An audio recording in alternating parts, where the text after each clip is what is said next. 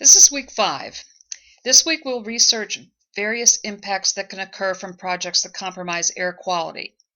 We'll also look briefly at the analysis of environmental health, which is not ecological health, but rather human health and safety impacts. Once you conduct a NEPA analysis for human health impacts, you will have a mini course in EPA regulations. Air quality concerns will undoubtedly be a large part of most NEPA analysis. Whether it's a transportation project or a fire management plan, impacts on air qualities will be complex. Today, the public is more aware of the quality of air they breathe through daily television and newspaper reports of air quality levels.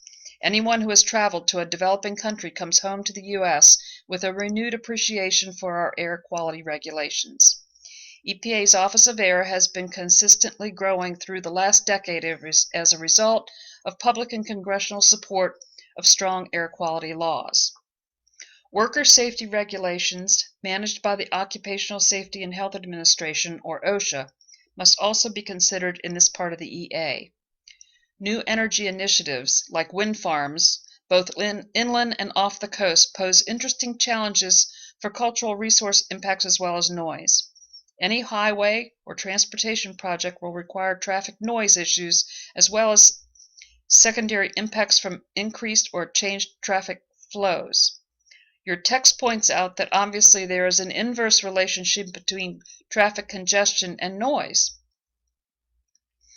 The Federal Noise Control Act requires that all federal agencies must comply with federal, state, and local and interstate noise regulations. You can provide actual noise measurements in your EA, or modeled ones, depending upon the level of concern and time to conduct on-site studies. If your project is located near schools, museums, hospitals, or other quiet zones, noise can become a fatal flaw that will need to be addressed and mitigated. As you develop your EA, include any secondary effects or cumulative effects you think may result from your project activities.